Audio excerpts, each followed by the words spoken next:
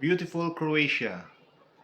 Hello guys, for today's video, magluluto tayo ng simpleng pork apritada. Come on guys, sige, simulan natin.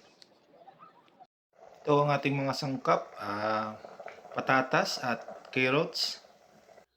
Meron din tayong tomato paste, paminta, at optional na lang tong oregano leaves.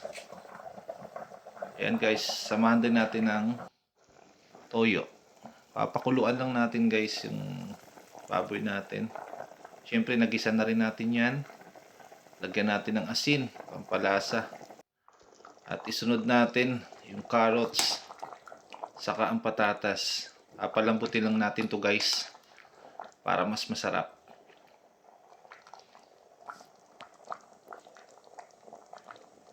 Yan guys, oh, kumukulo-kulo pa. Ayan na guys. Napakasarap nito. Masarap sa kanin. Good luck guys. Sana nagustuhan nyo yung video natin.